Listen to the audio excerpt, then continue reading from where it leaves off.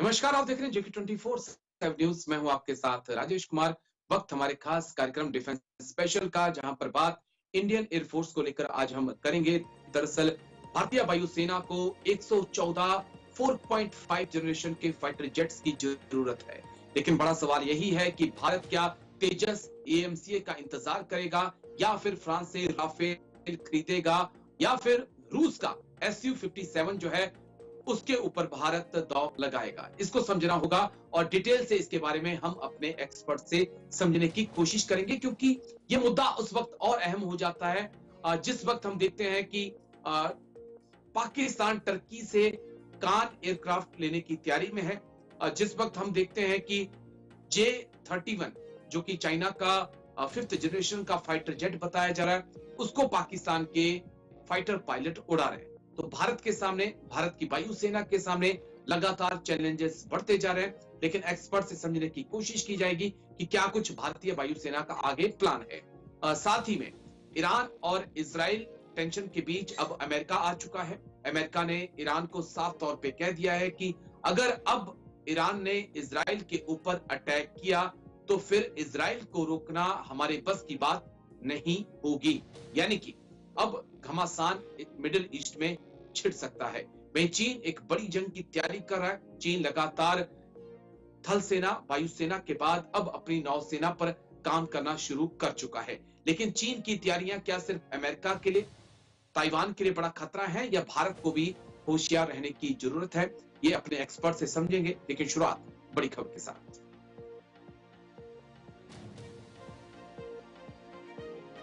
Indian air force में चौथी generation के एडवांस फाइटर जेट्स की कमी। 114 लड़ाकू विमान के लिए जल्द जारी होगा टेंडर। राफेल या सुखोई 56 खरीद सकता है भारत। चीन का J-20 तुर्की का कान बना सबसे बड़ी चुनौती। बड़ी खबर आपको बता दें, इंडियन एयरफोर्स में चौथी जनरेशन के एडवांस फाइटर जेट्स की कमी। 114 लड़ाकू विमानों के लिए जल्द टेंडर जारी हो सकता है। राफेल या सुखोई 56 की तरफ भारत जा सकता है। चीन का J-20 और तुर्की का कान भारत के सामने बड़ी चुनौती बनकर सामने आए हैं। इंडियन एयरफोर्स में चौथी 4.5 जनरेशन के फाइटर जेट्स की कमी है। 114 लड़ाकू विमानों के लिए टेंडर जल्द जारी हो सकता है। राफेल या SU-57 की तरफ भारत जा सकता है। चीन का J-20 और टर्की का कान एयरक्राफ्ट जो है, दोनों ही 5th जनरेशन के हैं, वो भारत के सामने एक बड़ी चुनौती बनकर आ रहे हैं। और बड़ा सवाल यही है कि क्या भारत जो अपने स्क्वाड्रन की संख्या है जो लगातार कम हो रही है, उसको बढ़ाने के लिए कोई अहम मेजर डील कर सकता है। लेकिन किसकी तरफ जाएगा? क्या यूरोफाइटर की तरफ जाएगा? क्या राफेल एक बार फिर भरोसा जीत पाएगा, या फिर रूस SU-57 का जो ऑफर दे रहा है भारत उसे मंजूर करेगा? कई सवाल हैं, लेकिन पहले एक बार ग्राफिक्स जल्दी से, उसके बाद फिर चर्चा की शुरुआत एक्सपर्ट्स के साथ। 114 मल्टी रोल फाइटर जेट्स की भारत को जरूरत। नॉर्थ और ईस्ट वेस्टर्न फ्रंट पर लगातार चुनौतियां जो हैं भारत के सामने पड़ रही हैं। भारत के पास 30 स्क्वाड्रन्स हैं। भारत को कम से कम 42 to 44 स्क्वाड्रन की जरूरत है, लेकिन भारत के पास सिर्फ फिलहाल 30 स्क्वाड्रन हैं। अभी कुछ और स्क्वाड्रन्स बाहर होंगे। MiG-21 के स्क्वाड्रन्स हैं। मिराज की बात हम करें, MiG-29 की बात करें, तमाम स्क्वाड्रन्स को अब रिटायर करना होगा। लेकिन उसके बाद फिर क्या होगा, इसी को लेकर चिंताएं बढ़ रही हैं। और लेकिन क्या भारत 114 जो फाइटर जेट्स हैं जिसकी टेंडर की बात सामने आ रही है, क्या वो भारत में बनेंगे? क्या वो एएमसीए तेजस हो सकते हैं, या की तरफ भारत जा सकता है? कई ऐसे सवाल जिनका जवाब तलाशने की कोशिश करेंगे। हमारे साथ जाने माने डिफेंस एक्सपर्ट, एयरफोर्स ऑफिसर, जाने माने pilot, group captain UK Devnath जुड़ चुके हैं। बहुत बहुत शुक्रिया सर। जैन, सबसे पहले थैंक यू समय देने के लिए। डॉक्टर राम श्रीवास्तव, विदेश मामलों के जानकार, भी हमारे साथ जुड़ चुके हैं चर्चा में। बहुत बहुत शुक्रिया डॉक्टर राम। जय हिंद आपको भी। Thank you sir. जय हिंद। Thank you sir. चर्चा की शुरुआत group captain UK Devnath sir आपके साथ करूंगा, क्योंकि एयरफोर्स का मामला है और आप बड़ी बारीकी से समझा पाएंगे। सर, स्क्वाड्रन्स की संख्या 30 तक रह गई है, लेकिन जिस प्रकार से MiG-21 है, MiG-29 है, मिराज हैं, इनके भी जल्दी ही रिटायरमेंट की एज आ जाएगी। तो खबरें आ रही हैं कि भारत 114 फाइटर जेट्स जो कि 4.5 जनरेशन के होंगे उन्हें खरीद सकता है। नजरें या तो राफेल पे जाती हैं, या यूरोफाइटर पे जाती हैं, या फिर Su-57 पे जाती है। आप क्या देख रहे हैं सर? क्या किस तरफ भारत जा सकता है, या फिर हम AMCA और तेजस का ही इंतजार करें सर? राजेश, इंडियन एयरफोर्स बहुत भाग्यशाली है कि देश की जनता चाहती है कि इंडियन एयरफोर्स मौजूद बने। एक और अच्छी चीज जो ये है कि देश की जो जनता है और सरकार है वो टैक्स पेयर्स का पैसा भी इसके लिए मुहैया करा रही है। हाँ, टैक्स पेयर्स पैसा देते हैं, इंडियन एयरफोर्स को हवाई जहाज मिलेंगे, बेशक मिलेंगे, थोड़ा समय लगेगा। ऑलरेडी भारत सरकार ने तेजस मार्क 1 इंट्रोड्यूस कर दिया है, 40 उड़ रहे हैं, 2 ऑपरेशनल स्क्वाड्रन जी पश्चिमी फ्रंट पर डिप्लॉय हो गए। इसके अलावा तेजस मार्क 1A अगले साल से मिलने शुरू हो जाएंगे और उसका इंजन भी अगले साल मार्च से आना शुरू हो जाएगा अमेरिका से, F404। इसके बाद तेजस मार्क 1A जो है करीबन 83 हमें सप्लाई होंगे, यानी 4 स्क्वाड्रन उससे खड़े हो जाएंगे। उसके बाद प्लान के मुताबिक ये है कि तेजस मार्क 2 की डेवलपमेंट चालू हो जाएगी और फिलहाल भारत जी सरकार ये प्लान कर रही है कि तेजस मार्क 2 में F414 इंजन लगाया जाएगा। ठीक है, F414 अच्छा इंजन है, 2 इंजन लगेंगे। तेजस मार्क 2 जो है उसकी कैपेबिलिटीज बहुत ज्यादा अच्छी होंगी जी और फिलहाल भारत सरकार ने ये मन बना लिया है कि तेजस मार्क 2 भी करीबन 93 या उससे ज्यादा बनेंगे। जी अगर ऐसा रहा तो आने वाले समय में आस्ते आस्ते फाइटर स्क्वाड्रन्स की संख्या बढ़कर 32, 34, 36, 38 तक पहुंच जाएगी। अब सवाल ओके है कि तेजस मार्क 2 के बाद क्या? तेजस मार्क 2 के बाद कहानी ये है कि या तो हमें AMCA चाहिए, advance medium combat aircraft, advance multi role combat aircraft, या अब उसको कॉम्बैट एयरक्राफ्ट की जगह फाइटर एयरक्राफ्ट बनाना बताना शुरू कर दिया है। एडवांस जी मल्टी रोल फाइटर एयरक्राफ्ट बोलना शुरू कर दिया है। 114 का जो टेंडर जाएगा ये ओपन बिडिंग होगी, ग्लोबल बिडिंग होगी, दुनिया के कोई भी देश हमें सप्लाई कर सकता है। अब ऐसी चेष्टा पहले भी हो चुकी है। इसमें जो एक्सप्रेशन ऑफ इंटरेस्ट है उसके हिसाब से दुनिया के कई देश राजी हैं। रूस हमें देना चाहता है सुखोई 35, जो कि सुखोई 30 का ही जी एडवांस वर्जन होगा। रूस हमें देना चाहता है सुखोई 57। इसके अलावा यूरोफाइटर जो है वो यूरोपियन यूनियन हमें ऑफर कर रही है। जर्मनी, इंग्लैंड, फ्रांस, इटली बहुत कीन है कि इंडियन एयरफोर्स में यूरोफाइटर इंडक्ट किया जाए। अमेरिका जो है बहुत कोशिश कर रहा है कि हम अमेरिका से F16 ले लें, जो कि ब्लॉक 5 जी अभी F16 का उड़ रहा है वाइपर, उसका भी एडवांस वर्जन होगा। या हम F15 ले लें। F15 बहुत ही शानदार ग्राउंड अटैक रोल में है। हमने अभी देखा इसराइल की एयरफोर्स ने ईरान पर जो हमला किया उसमें F15 का इस्तेमाल किया गया। इसके अलावा अमेरिका बहुत कह रहा है कि F18 ले लो, या F21 नाम का एक विकल्प ऑल्टरनेट वो ऑफर कर रहे हैं, जो कि बेसिक एयरफ्रेम इंजन तो होगा F16 का, लेकिन उसमें जो एवियोनिक्स और इलेक्ट्रॉनिक सामान लगे होंगे, जो इलेक्ट्रॉनिक जी वॉरफेयर सिस्टम लगा होगा या एयर टू एयर रेडार लगा होगा, वो F22 रैप्टर या F35 पे जो इलेक्ट्रॉनिक वॉरफेयर किट लगा है उसी तरह का लगा होगा। तो जी F21 भी हमारे लिए काफी अट्रैक्टिव ऑप्शन है। इंडियन एयरफोर्स जो है, देखिए, मैं फाइटर पायलट के हिसाब से बोलूंगा। एक फाइटर पायलट ओके सिर्फ यही चाहता है कि उसको एक बढ़िया फाइटर एयरक्राफ्ट मिल जाए उड़ाने के लिए और युद्ध लड़ने के लिए।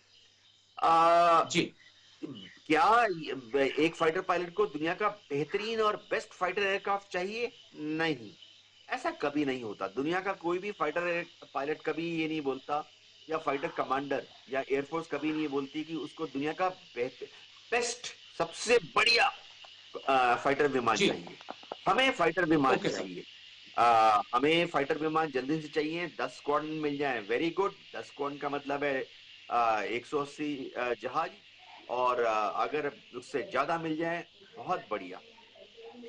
ओके। जहां तक एएमसीए की बात है, वो भी आने शुरू हो जाएंगे, मैं आशावादी हूं। भारत सरकार ने टाइमलाइन दी है 10 से 14 साल का, यानी आप समझिए जी। 2040 तक एएमसीए का प्रोटोटाइप इंडियन एयरफोर्स को ट्रायल के लिए मिल जाएगा। तो लंबा प्रगति वक्त है हो सर। रही है। आपने कान का नाम प्रगति हो लिया, रही है लेकिन आपने JF-31 का।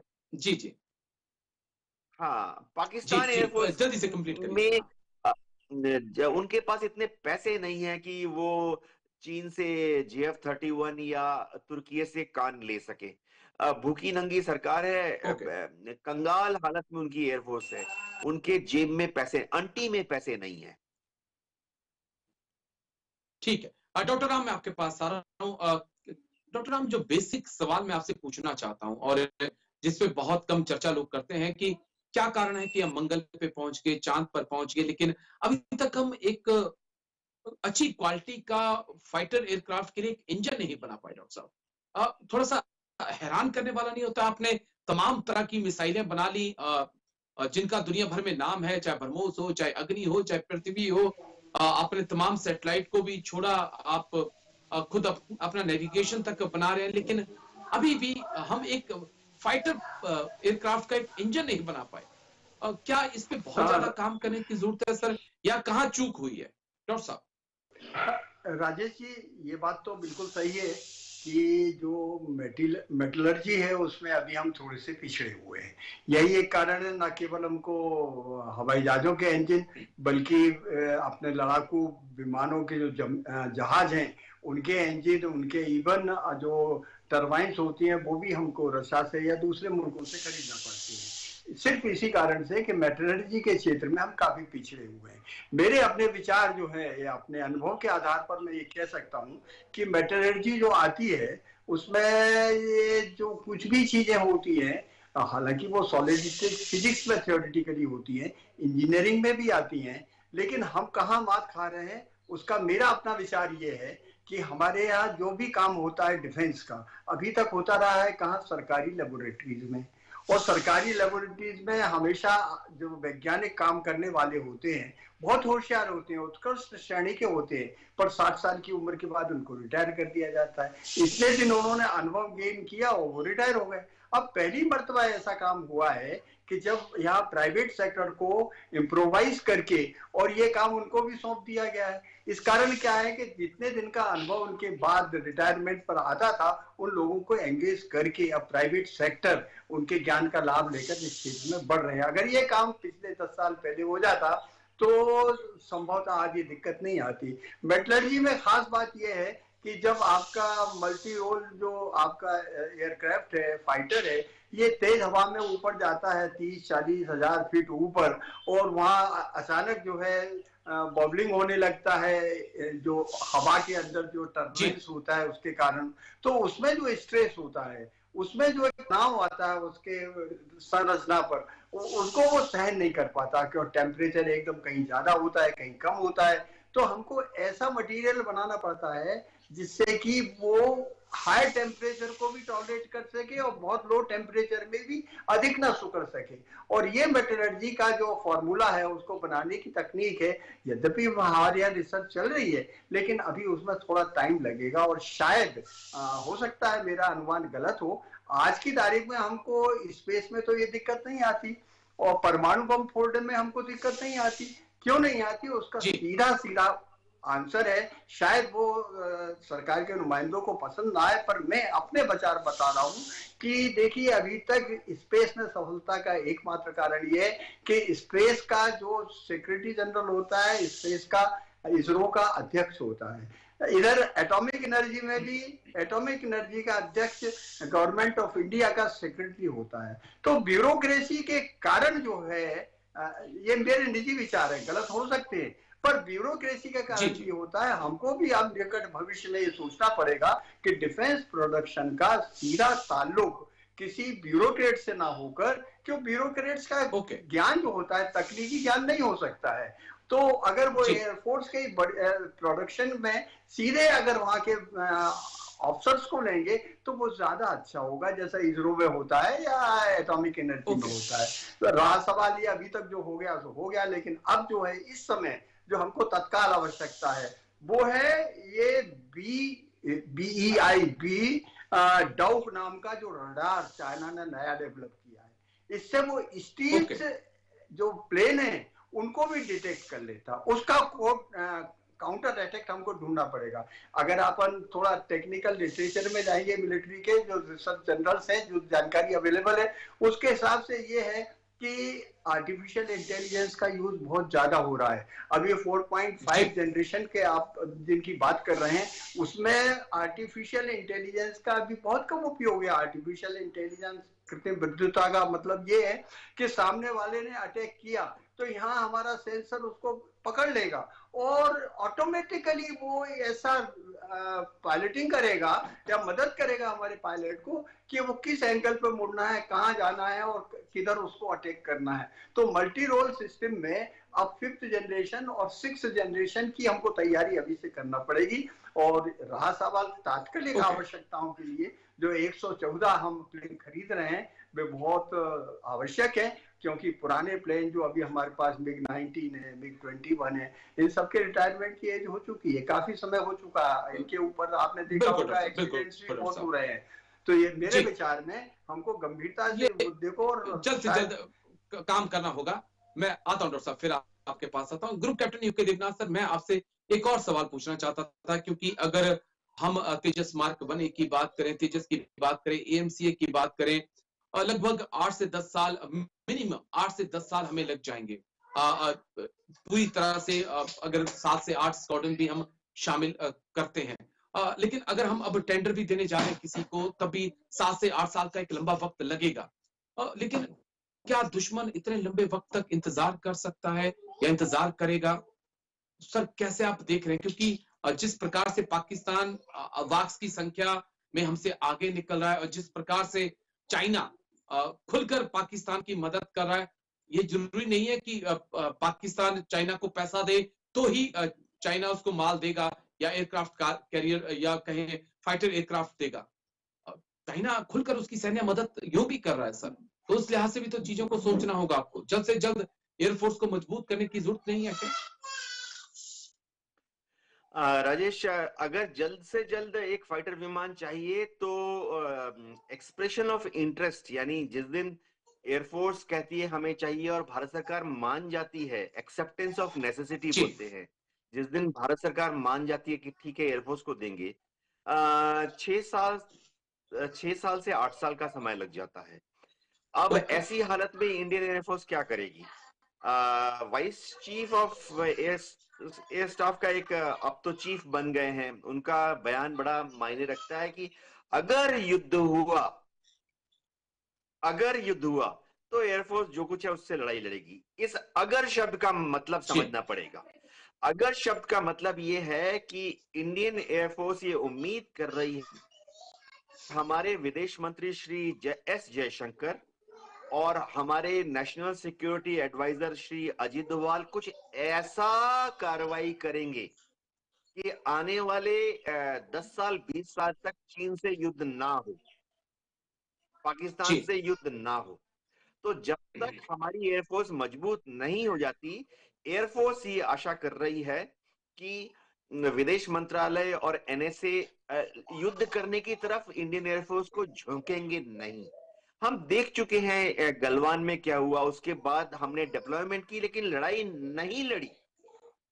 हम एक के बाद एक सीरीज ऑफ टॉक्स करते रहे, चाहे कोर कमांडर लेवल पर हो या विदेश मंत्रालय के लेवल पर हो, लेकिन हम बातचीत करते रहे, हमने लड़ाई नहीं लड़ी। तो फिलहाल जो इंडियन एयरफोर्स की जो संख्या है उसमें हम चाहते हैं कि हम फोर्स प्रोजेक्शन करें, फोर्स को यूज करने की नौबत ना आए, ऐसा हम भारत सरकार से उम्मीद लगाते हैं।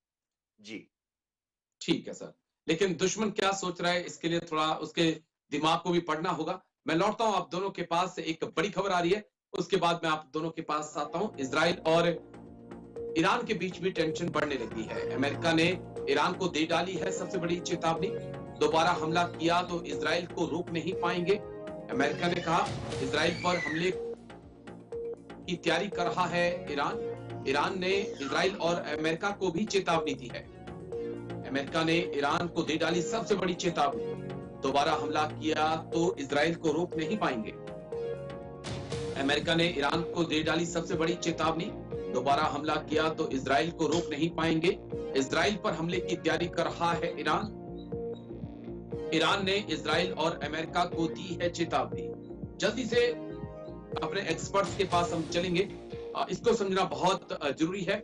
डॉक्टर राम, अगर अमेरिका ये कहता है ईरान को कि हम रोक नहीं पाएंगे, अगर अब आपने इजराइल के ऊपर हमला किया तो इजराइल को रोकना हमारे बस की बात नहीं होगी, तो क्या मिडिल ईस्ट में एक नया घमासान छिड़ सकता है? देख रहे हैं आप ऐसे आसार, डॉक्टर साहब? देखिए, ईरान की जो अभी तक कोशिश रही थी वो ये रही थी अटैक करके और दूसरे मुस्लिम देशों को वो इंस्टिगेट करके वो साथ में आ जाएं, मिल जाएं और मिलकर अपन इजराइल का, यहूदियों का सफाया करें। पर ये जो बात थी उसकी पूरी तरह असफल हो गई है। कोई भी सुन्नी संप्रदाय के जितने भी मुस्लिम देश हैं वो आगे आकर उनको सिर्फ पैसे से तो मदद कर सकते हैं, वो भी गुप्त रूप से, खुल्लम खुल्ला नहीं, मानवीय आधार पर सहायता के नाम पर। लेकिन लड़ाई के मामले में वो अपने विनाश को आमंत्रित नहीं करना चाहिए, क्योंकि इजराइल की जो असीमित सैनिक क्षमता है और जितना उसकी एडवांस टेक्नोलॉजी है उसके आगे ये इवन कई मामलों में तो अमेरिका तक घुटने टेकता है। और यही एक कारण है कि अमेरिका, अगर इजराइल ने ठान लिया है कि ईरान के ऊपर बदले की कार्रवाई करेगा, तो वो चाहे सीमित हो या व्यापक हो, निश्चित रूप से करेगा। लेकिन मेरा अपना अनुमान है कि फिलहाल इस तरह का कोई युद्ध नहीं होगा और व्यापक रूप से तो नहीं हो सकता है, सीमित हो सकता है, छुटपुट हत्या जैसे हिजबुल्लाह कर रहा है। हूती भी कभी कभी उचक कर, अभी पिछले हफ्ते ही उसने 3 जहाजों के ऊपर आक्रमण करने की कोशिश की।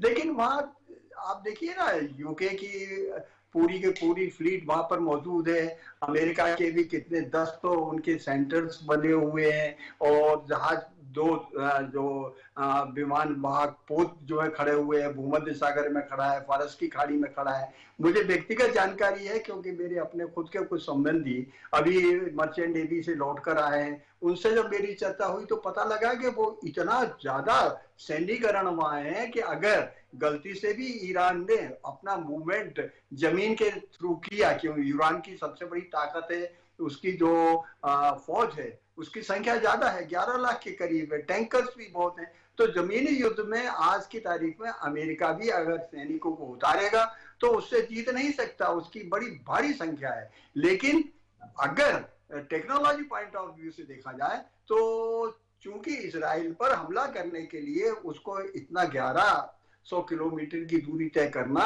इतना आसान नहीं है। यही एक कारण है, इजराइल कितनी भी ये ईरान कितनी भी धौंस दे दे पर वो इजराइल पर हमला नहीं करेगा। हाँ, ईरान के ऊपर जो हमला अगर होगा तो नाटो के देश मिलकर और निश्चित रूप से उसकी न्यूक्लियर कैपेबिलिटी को खत्म करेंगे। क्योंकि फिलहाल अभी एक ताजा बयान ये आया था और उन्होंने धौंस भी दी थी कि हमारे पास नाप की शक्ति है, हम 24 घंटे में एटम बम बना सकते हैं। लेकिन ये सिर्फ एक कोरी धमकी है, एटम बम बनाना इतना आसान नहीं है और बनाने के बाद उसको छोड़ना और भी कठिन है। और ये कहना कि मिसाइल है, आईसीबीएम है, वो अपनी जगह है, लेकिन एटम बम के साथ छेड़खानी करना ईरान की आज की ताकत में तो नहीं है। कल क्या होगा ये समय बताएगा, फिलहाल युद्ध पहलेगा मुझे नहीं लगता। राजेश जी, लेकिन दिन रात से मैं आपके पास आ रहा हूं, और किस प्रकार से खामनेई के जो अग्रेसिव रुख है आप उसको देख रहे हैं? क्योंकि खामनेई लगातार अमेरिका को भी चेता रहे हैं, इजराइल को भी चेता रहे हैं कि, और खबरें ऐसी भी आ रही हैं कि उन्होंने अपनी आर्मी को खुली छूट दे दी है कि आप प्लान बनाइए और जवाब दीजिए, अगर जवाब नहीं देंगे तो ईरान के वजूद के ऊपर सवाल खड़े हो रहे हैं। और मिडिल ईस्ट में अगर हमें अपना दबदबा कायम रखना है तो इजराइल को जवाब देना होगा। लेकिन क्या वो इस चीज को समझ रहे हैं कि ये एक बड़ी जंग की आहट हो सकती है, जो जंग अभी तक लेबनान में, गाजा में या यमन में लड़ी जा रही है वो जंग तेहरान की जमीन पर भी पहुंच सकती है? देखिए, जी बोलिए। देवनाथ सर से सवाल था सर जी। अगर हाँ देवनाथ आयतुल्लाह सर बोलिए। खमेनी, देखिए वो जरा रूढ़िवादी, खमेनी जरा रूढ़िवादी हैं, और सबसे बड़ी बात है कि उनको जो सपोर्ट मिलती है धार्मिक कट्टरपंथियों से, वो सपोर्ट तभी मिलती है अगर वो इजराइल के खिलाफ कोई कड़ी कार्रवाई करें। आईआरजी के जो कमांडर हैं उनको भी खमेनी ने ही खड़ा किया है। ये समझना पड़ेगा कि आईआरजी जो है ईरान की आर्मी नेवी एयरफोर्स से अलग है। ईरान की जी आर्मी जो है वो युद्ध करने के लिए इतनी ज्यादा लालायत नहीं है। लेकिन हाँ, आईआरजी जो है, जो जिसके के कमांडर जो है वो पॉलिटिकली सिलेक्टेड होते हैं, थोड़ी पैरामिलिट्री टाइप है। आईआरजी के जो जी कमांडर है, हम रैंक सुनते हैं कि वो ब्रिगेडियर है, मेजर जनरल है, लेकिन असल में वो ब्रिगेडियर मेजर जनरल होते नहीं है। उनको पॉलिटिकली सिलेक्ट करके ब्रिगेडियर बना दिया जाता है, मेजर जनरल बना दिया जाता है, वर्दी पहन लेते हैं।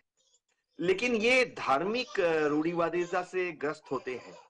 तो ये भी चाहते हैं आईआरजी के जो टॉप कमांडर हैं कि हम हमला कर दें इजराइल के ऊपर। लेकिन कुल मिला के बात है कि ईरान में अभी फिलहाल माहौल ऐसा है कि पेजेश्कियन जो कि उनके राष्ट्रपति हैं, और आस्ते आस्ते वो अपनी पकड़ बढ़ा रहे हैं ईरान के एडमिनिस्ट्रेशन में, वो थोड़ा जी नरम दल के हैं, वो थोड़ा मॉडरेट हैं। वो अमेरिका यूरोप जा चुके हैं, पढ़ाई लिखाई उनकी पश्चिमी तरीके से हुई है, और उनको मालूम है कि ईरान अगर हमला करेगा इजराइल के ऊपर तो इजराइल ने फिर से जवाब दे देना है थोड़े दिनों के अंदर। तो ये कहीं खत्म नहीं होता, टिट फॉर टैट। इसने उस पर हमला किया, उसने बदला लिया, उसने इस पर हमला किया, इसने बदला लिया। तो जो पेजेश्कियन हैं वो अपनी तरफ से भरपूर कोशिश कर रहे हैं कि फिलहाल ईरान इजराइल को कोई जवाब ना दे।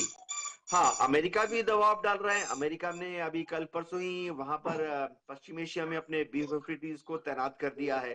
स्ट्रेटेजिक बॉम्बर है। जी B-52 का इस्तेमाल 15 दिन पहले अमेरिका ने किया था हुती विद्रोहियों पर बमबारी करने के लिए।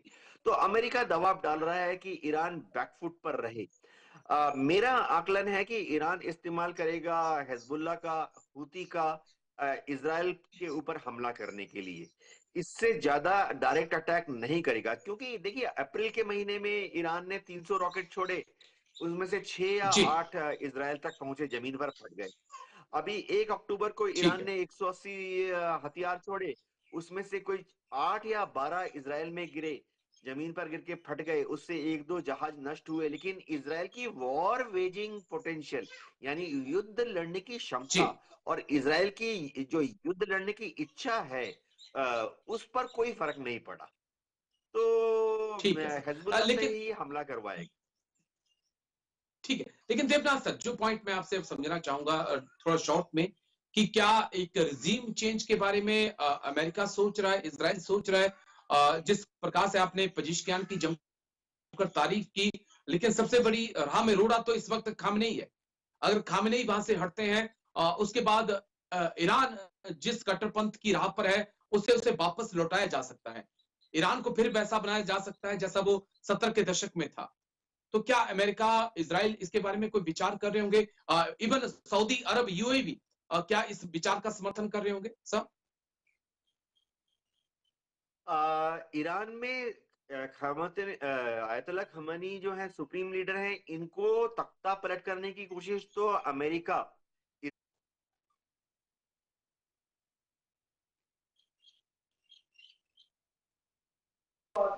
जी सर।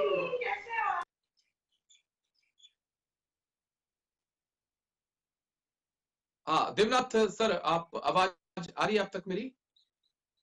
चलिए मैं लौटता हूं आप दोनों के पास। एक बड़ी खबर हम ले लेते हैं और उसके बाद डॉक्टर राम और सीधा group captain UK Devnath sir के पास हम लौटेंगे।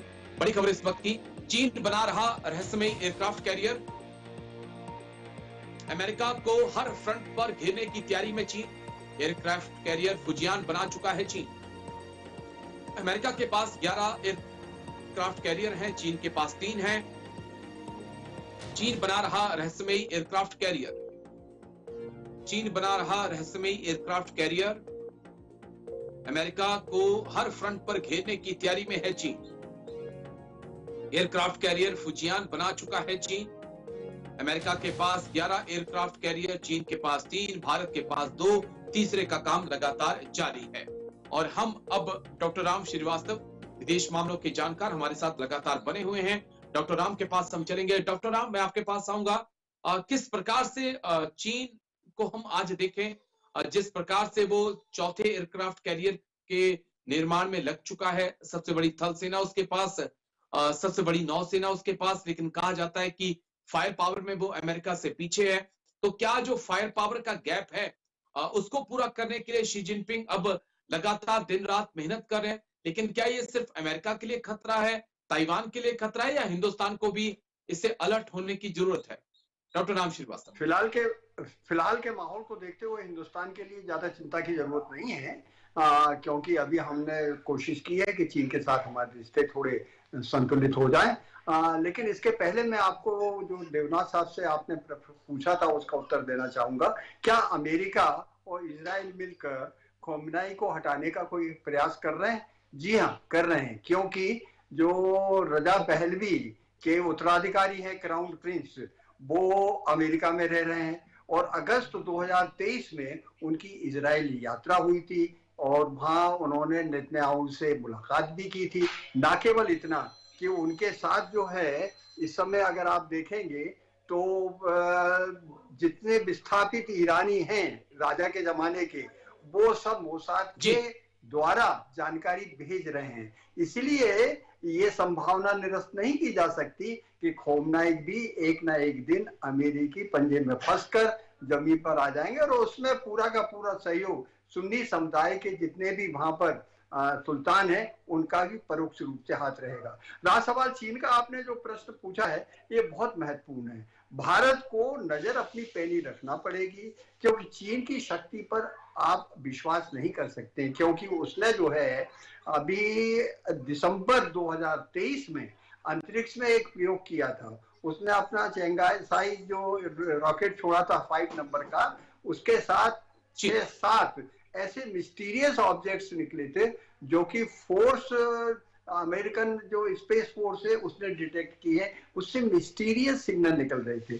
उन्होंने हमारे अभी जो सीमा के ऊपर भी एंटी मिसाइल टेस्ट भी किया था, जिसकी की जानकारी पब्लिक प्लेटफॉर्म पर अवेलेबल है। निश्चित रूप से चीन पीछे हट गया है, हम भी पीछे हट गए हैं। अस्थायी रूप से हमको दिखता है कि शांति हो गई है, ईश्वर से हम प्रार्थना करते हैं शांति बरकरार रहे, लेकिन तैयारी तो करके रखना पड़ेगी हमको अपनी एयरफोर्स को और स्पेस फोर्स को खास करके। क्योंकि चीन का जो नया एक्सपेरिमेंट जो साइंटिफिक लिटरेचर से मुझे देखने में आया है, वो उन्होंने इलेक्ट्रोमैग्नेटिक गने बनाई हैं और उन गनों का उपयोग जो है स्पेस में कर रहा है। तो अब वो समय आ गया है कि हमको युद्ध केवल यहाँ पर ही नहीं लड़ना पड़ेगा, स्पेस में भी आपको युद्ध की तैयारी करके रखना पड़ेगी। और वो कैसी होगी, क्या होगी, ये समय बताएगा, पर उस दिशा में हमको नजर पैनी रखकर भविष्य के लिए सिर्फ ताकत बढ़ाकर वर्तमान फौजों को सक्षम करना ही पर्याप्त नहीं है, बल्कि और क्या संभावना हो सकती है, किस तरह के नए युद्ध के प्रयोग हो सकते हैं, उनको देखना पड़ेगा। उसके लिए आर्टिफिशियल इंटेलिजेंस का भरपूर प्रयोग हमको डिफेंस में करना ही पड़ेगा। राजेश जी। ठीक है sir. Group captain UK Devnath sir, मैं आपके पास आऊंगा। एक आखिरी पॉइंट जो मुझे आपसे समझना है कि चीन लगातार अपनी नेवी पे काम कर रहा है, 3 एयरक्राफ्ट कैरियर बना चुके हैं, चौथे पे काम कर रहा है। अमेरिका के पास 11 बताए जाते हैं, हिंदुस्तान के पास 2 हैं, तीसरे पे हिंदुस्तान भी लगातार काम कर रहा है। क्या ये समुद्र के ऊपर अब एक वर्चस्व की जंग हम देख सकते हैं तमाम महाशक्तियों के बीच? देवनाथ सर। राजेश, जहां तक चीन की नेवी है, इंडियन नेवी से मुकाबला करने के लिए इंडियन ओशन में क्या आएगी? शायद नहीं। अभी पीस टाइम में किसी भी वक्त आप देख लीजिए, इंडियन ओशन में, हिंद महासागर में चीन की नेवी के करीबन 5-6 फ्रिगेट्स या डिस्ट्रॉयर्स होते हैं, 1 या 2 सबमरीन होती हैं। तो क्या युद्ध छिड़ने पर चीन इनकी संख्या बढ़ाकर इंडियन नेवी के मुकाबले ले आएगा? देखिए, हमारी ईस्टर्न फ्लीट और वेस्टर्न फ्लीट में एक एयरक्राफ्ट कैरियर हैं, हमारे पास किसी भी जी समय कम से कम 6 से 8 सबमरीन ऐसी होती हैं जो कि हम डिप्लॉय कर सकते हैं हिंद महासागर में। हमारे पास 2 न्यूक्लियर पावर्ड सबमरीन हैं। सबसे बड़ी बात है कि हमारी नेवी में total frigates, destroyers, air defence ships की जो तादाद है जो कि किसी भी समय समुद्र में डिप्लॉयमेंट के लिए रेडी रहते हैं, 140 जी के आसपास है। तो चीन की नेवी हमारा मुकाबला हिंद महासागर में कभी नहीं कर सकती है। हाँ, ओके न्यूसेंस वैल्यू होगी। क्या वो अपना एक एयरक्राफ्ट कैरियर भेजेंगे? नहीं। अगर वो ऐसी गुस्ताखी करेगा कि स्ट्रेट ऑफ मलाक्का के तरफ से बे ऑफ बंगाल में एक एयरक्राफ्ट कैरियर भेज दे, तो राजेश उससे इंडिया की एयरफोर्स के जो पायलट हैं हम तो खुशी के मारे गदगद हो जाएंगे, क्योंकि हमें डुबाने के लिए दुनिया का पहला एयरक्राफ्ट कैरियर मिल जाएगा। एयरफोर्स के पायलट वीर चक्र, महावीर चक्र, परमवीर चक्र अर्न करने के लिए छलांगे मार रहे हैं।